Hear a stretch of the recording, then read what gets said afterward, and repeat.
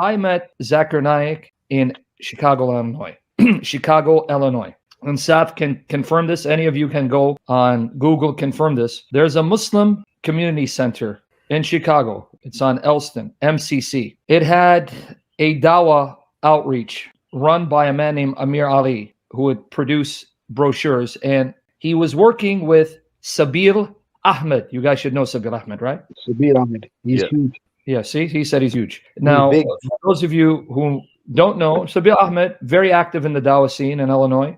He was part of Why Islam. You know that you've seen those billboards. It says Jesus is a Muslim. Call 1-800 Islam.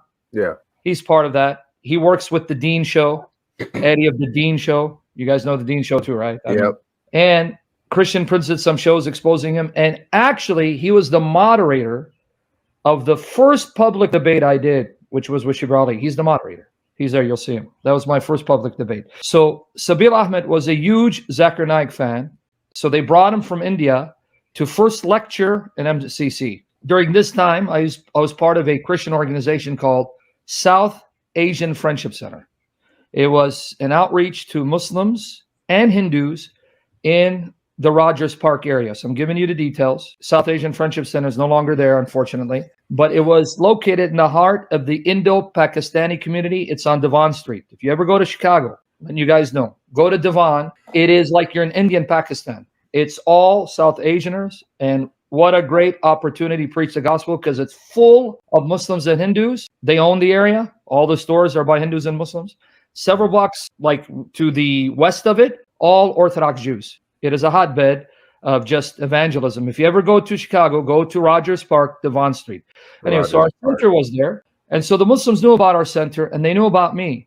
They kept me in the back, like one of these bears. They kept me in the back, but I'd be in my room. I had an office on a computer, and all I do was write and research. Because remember, in the 1999, 2000, there wasn't YouTube, there wasn't Discord or Clubhouse. It was just writing responses, one website against another.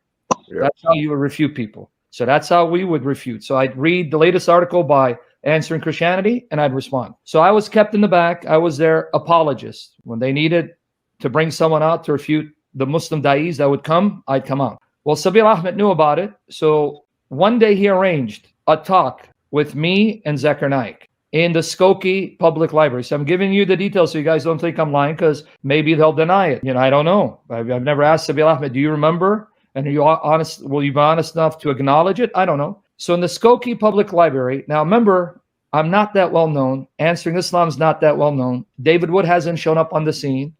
Nobody knows who Christian Prince is because it's on Pal Talk. So we weren't known. So we went to Skokie Public Library in a small room. When you go to the library, you can ask them to give you a small room. Now, because I was stupid and green and naive, I didn't bring my own friends, and I didn't have something to record the conversation. That's how stupid I was. Because remember, we all think that everyone is innocent until proven guilty. But I learned that the hard way. So I went there, and Sabir is recording on a little tape recorder. It's about the deity of Christ. And I'm not boasting. I annihilated Zakir Naik on the deity of Christ. He got annihilated. And you know what passage I used to annihilate him? What? It didn't even last more than 10 minutes of conversation. He started discombobulating. Surah 57, verse 3, Surah Al-Hadid, where it says, in the last. Yeah.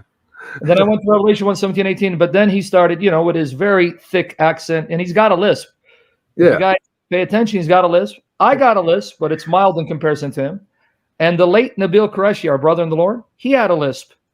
If you watch him, you'll see he's got a lisp. So he goes, the first and the last, he started, whatever. It was obvious. The conversation wasn't going anywhere, and he couldn't refute it. So we left, and I asked for a recording, and they dragged and dragged and dragged. And finally, when they sent me a recording, it was so bad, the sound quality, it was garbage. So I learned the lesson. What a golden opportunity. If I had to record it and I had saved it somewhere, that would have been a witness from around 2000, 2001. Zakir Naik is not as smart as people thought he was.